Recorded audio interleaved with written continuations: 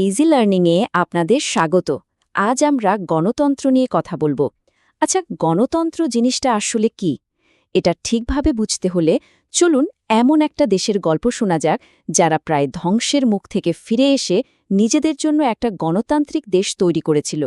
আর দেখব এই পুরো যাত্রাপথের সংবিধান নামের জিনিসটা ঠিক কতটা জরুরি। এই ছবিটার দিকে একবার তাকান। এটা দক্ষিণ আফ্রিকার একটা সৈকতের ছবি। এখানে একটা সাইনবোর্ড লাগানো যা আসলে একটা ভয়ঙ্কর বৈষম্যের প্রতীক। এখানে আইন ব্যবহার করা হতো মানুষকে এক করার জন্য নয়, বরং আলাদা করে দেওয়ার জন্য। তো এই যে বিভাজন, এর গোড়াটা আসলে কোথায়? আসুন, প্রথম অংশে আমরা সেই ভয়ঙ্কর ব্যবস্থাটাকে একটু বোঝার চেষ্টা করি, যার কারণে একটা নতুন গণতন্ত্রের দরকার হয়ে পড়েছিল। এই ব্যবস্থাটার নাম ছিল বর্ণবাদ বা আপার্থিদ। এটা কিন্তু শুধু মানুষের মনের বিদ্বেষ ছিল না, এটা ছিল একেবারে আইন করে চাপিয়ে দেওয়া একটা নিপীড়নের ব্যবস্থা। শ্বেতাঙ্গ ইউরোপিয়ানরা দেশের সংখ্যাগরিষ্ঠ কৃষ্ণাঙ্গ মানুষদের সব রকম অধিকার থেকে বঞ্চিত করে রেখেছিল। এই ছবিটা দেখুন, কি ভয়ঙ্কর, তাই না? এটা পরিষ্কারভাবে দেখাচ্ছে যে এই নিয়মগুলো না মানলে কি চরম পরিণতি হতে পারত। একবার ভাবুন, শুধু গায়ের রঙের কারণে মানুষ কেমন ভয় দেখানো হতো। ভোট দেওয়ার অধিকার তো দূরের কথা। ভাবুন একবার, আপনি কোন ট্রেনে উঠবেন, কোন হাসপাতালে যাবেন, বা আপনার ছেলেমেয়ে কোন স্কুলে পড়বে, সব কিছুই ঠিক করে দেওয়া হতো আপনার গায়ের রঙের ওপর ভিত্তি করে। এমনকি গির্জাও ছিল আলাদা। জীবনের প্রত্যেকটা ক্ষেত্রে এই বিভাজন ছিল এক নির্মম সত্যি। কিন্তু মানুষ কি এই অত্যাচার মুখ বুজে সহ্য করেছিল? একদমই না। চলুন এবার দেখি কিভাবে এই অন্যায়ের বিরুদ্ধে প্রতিবাদের আগুন জ্বলে উঠল, আর দশকের পর দশক ধরে সেই সংগ্রাম চলল। আর এই সংগ্রামের একদম কেন্দ্রে ছিলেন একজন মানুষ, নেলসন ম্যান্ডেলা। তার এই কথাগুলো শুনুন। তিনি শুধু শ্বেতাঙ্গদের শাসনের বিরুদ্ধেই লড়েননি, তিনি এমন একটা সমাজের স্বপ্ন দেখতেন যেখানে কেউই কারো উপর খবরদারি করবে না, সবার সমান অধিকার থাকবে। আর এই স্বপ্নের জন্য তাকে কি অসম্ভব ত্যাগ করতে হয়েছে দেখুন। ২৭টা বছর, জীবনের প্রায় ৩ দশক তিনি জেলে কাটিয়েছেন শুধু একটা মুক্ত দেশের আদর্শের জন্য। কিন্তু এই লড়াইটা একা ম্যান্ডেলার ছিল না। আফ্রিকান ন্যাশনাল কংগ্রেস বা ANC এর মতো সংগঠনগুলো এই আন্দোলনকে বছরের পর বছর ধরে এগিয়ে নিয়ে গেছে। লাখ লাখ সাধারণ মানুষ, শ্রমিক, এমনকি কিছু শ্বেতাঙ্গ মানুষও এই অন্যায়ের বিরুদ্ধে একজোট হয়েছিলেন।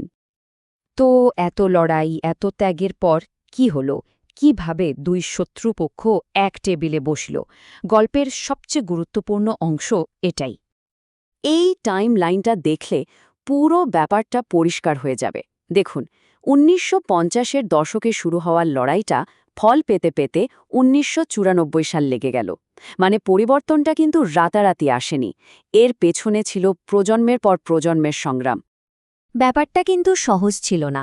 একদিকে ছিল সংখ্যালঘু শ্বেতাঙ্গরা, যারা ভয় পাচ্ছিল যে নতুন দেশে তাদের সম্পত্তি আর সুযোগ সুবিধা সব কেড়ে নেওয়া হবে।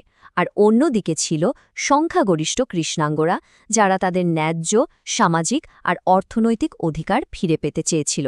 এই দুই বিপরীত চাওয়াকে এক করাটা ছিল বিরাট একটা চ্যালেঞ্জ। আর এখানেই হলো সেই ঐতিহাসিক সমঝোতা। কৃষ্ণাঙ্গ সংখ্যাগরিষ্ঠারা বলল, ঠিক আছে, আমরা তোমাদের সম্পত্তি কেড়ে নেব না। আর তার বিনিময়ে শ্বেতাঙ্গ সংখ্যালঘুরা মেনে নিল যে দেশের সংখ্যাগরিষ্ঠার শাসন হবে আর প্রত্যেকের একটি করে ভোট থাকবে। প্রতিশোধের বদলে বেছে নেওয়া হলো এক হওয়ার পথ। আচ্ছা, কথা তো হলো, কিন্তু এই কথার ভরসা কি? কিভাবে নিশ্চিত করা যাবে যে এই নিয়মগুলো সবাই মেনে চলবে? আর এখানেই দরকার হয় এমন কিছু মৌলিক নিয়মের, যা সবার জন্য সমান। আর সেই নিয়মগুলোই হল সংবিধান। এই প্রশ্নটা কিন্তু শুধু দক্ষিণ আফ্রিকার নয়, যে কোনো বিভক্ত সমাজের জন্যই সত্যি। এত অবিশ্বাস, এত অত্যাচারের পর একটা নতুন দেশ কিভাবে তৈরি হবে যেখানে সবাই নিজেকে নিরাপদ ভাববে? এর উত্তর একটাই, সংবিধান। এটা হলো এমন একটা লিখিত নিয়ম কানুনের সেট যা দেশের সবাই মিলে গ্রহণ করে। এটাই ঠিক করে দেয় যে সরকার আর সাধারণ মানুষের মধ্যে সম্পর্কটা কেমন হবে। খুব সহজ করে বললে, সংবিধান 4টে প্রধান কাজ করে। প্রথমত এটা মানুষের মধ্যে বিশ্বাস তৈরি করে। দ্বিতীয়ত এটা ঠিক করে দেয় সরকার কিভাবে তৈরি হবে আর কার হাতে ক্ষমতা থাকবে। তৃতীয়ত এটা সরকারের ক্ষমতার ওপর একটা লাগাম টানে আর নাগরিকদের অধিকার নিশ্চিত করে। আর সবশেষে এটা একটা ভালো সমাজ গড়ার স্বপ্ন বা আকাঙ্ক্ষাটাকে তুলে ধরে। তো এই যে রুল বুক বা নীল নকশা, এটা আসলে ভবিষ্যতের জন্য কিসের প্রতিশ্রুতি দেয়? চলুন শেষ অংশে আমরা সেটাই একটু দেখি। নেলসন ম্যান্ডেলার এই কথাটা আবার শুনুন, কি অসাধারণ।